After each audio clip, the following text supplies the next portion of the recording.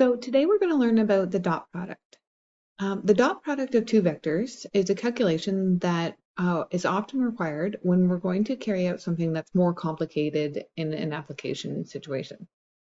And the general format and rule is that the dot product of two vectors, u and v, is the absolute value of u times the absolute value of v times cos theta, where theta is the angle between the two vectors. So some things to keep in mind is that the dot product is a scalar. It doesn't have a direction, so it loses its directionality. The angle can be in degrees or radians, so make sure you check for that in the question. And the order of the vectors does not matter, just like in regular multiplication.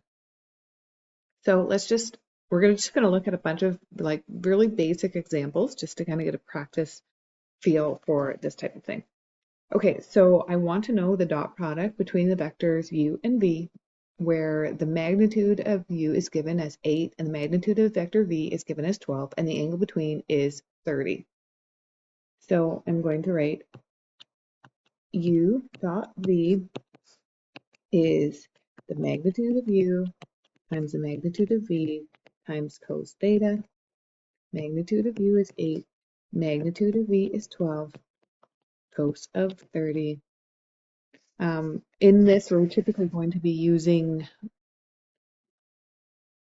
special triangles when we can. So I just want to remind you that cos 30 is root 3 over 2. Okay, so I have 96 root 3 over 2, which can be simplified to 48 root 3. Okay, so we are also going to be really interested in knowing when the dot product of two vectors is 0. And so this can happen a couple of times. So in one case, so one or maybe even both of the vectors must have a magnitude of 0. So that means that one of the vectors is a 0 vector. Or the angle between the two vectors must be 90 degrees. And this is where we're going to get into an application section where we can see that these two vectors, we can test to see if the two vectors are perpendicular to each other. So if we have two non-zero vectors, so we don't have condition 1, then the two non-zero vectors are perpendicular if and only if the angle between them is 0. So let's look at when this happens. We're going to kind of skip around this bottom section here. So if you remember, I is the vector in the x direction and j is the vector in the y direction. So the magnitude of I times the magnitude of j and cos of 90, because these two vectors are in the x and y axis directions, cos of 90 is 0. Magnitude of I and the magnitude of j is 1, but 1 times 1 times 0 is 0. So all of these situations are going to be true because now we're going to have j times k, which is like the y direction times the z direction, and the z direction times the x direction. All of these will be perpendicular vectors. So we can use this to test to see if two vectors are perpendicular, and we know that these unit vectors will always work out to 0. In the other case, we also want to recognize that any vector times itself, so if it's the same, then it has no degree of separation, and cos of 0 is 1. So any vector, the dot product of a vector times itself, or the dot product of the same vector, is going to be just the absolute value of the magnitude of that value vector squared. Okay, so then this is going to be true when we look at the I unit vector. We're going to end up with I squared, which is 1, the absolute value of j squared, which is 1 times 1, which is still 1, and the same thing for k squared, which is 1. So these rules are going to help us solve some problems later on. Okay, So there's a bunch of kind of rules we're going to come back to and reference them as you work through some problems. So this section here, we're looking at this property.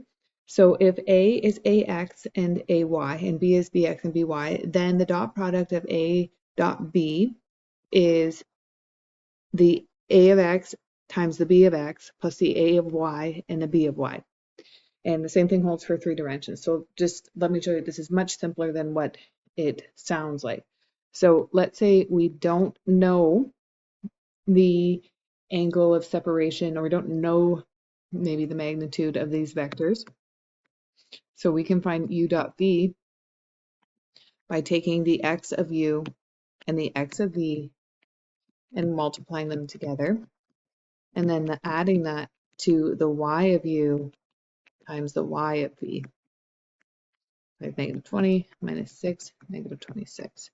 And then the same thing happens in 3 dimensions. So a dot b is 3 times 4 plus -2 times -3 plus 1 times 5.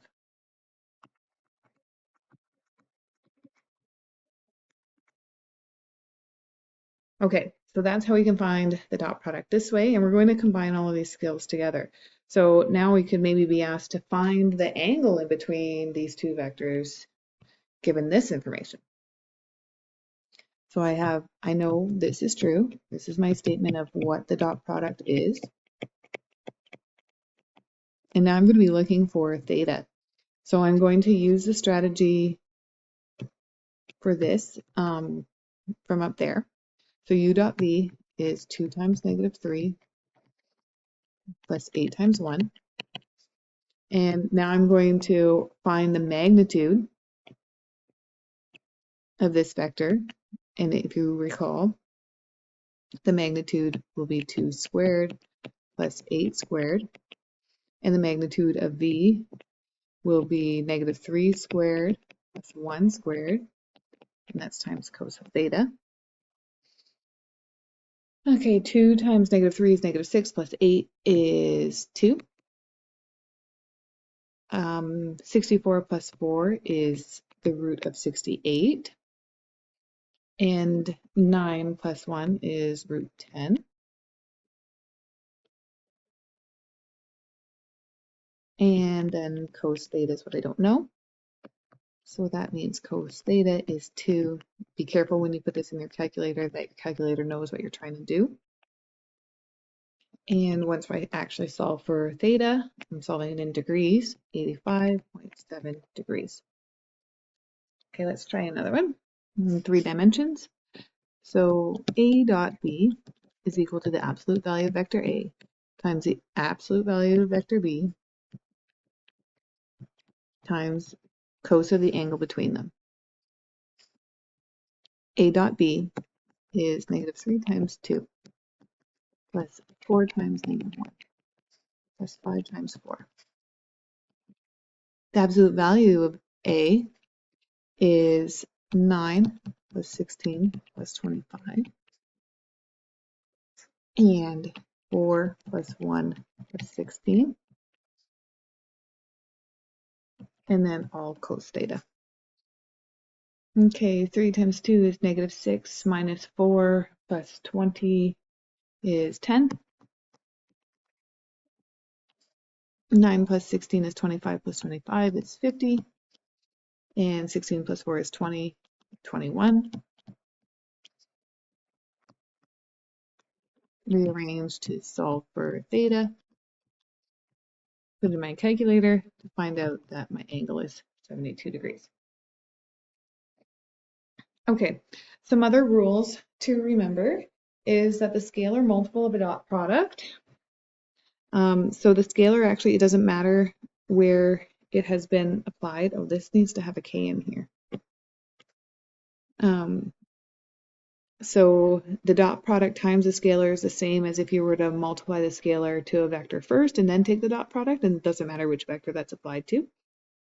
And then the dot product of addition. So this one kind of reminds me of the distributive property. So you can do the dot product of v and the dot product of w and add those together. So we can actually, or we can work backwards here too. We can factor out u and just have v plus w. And then this one is just a rule. These are vectors as well, that the absolute value, the magnitude of a plus b is the square root of the dot product of the sum of those two vectors. Okay, a bunch of practice problems. Try to keep in mind what it is you're actually doing. Try not to lose track of your thought process and just fall into the algorithm. Let me know if you have any questions.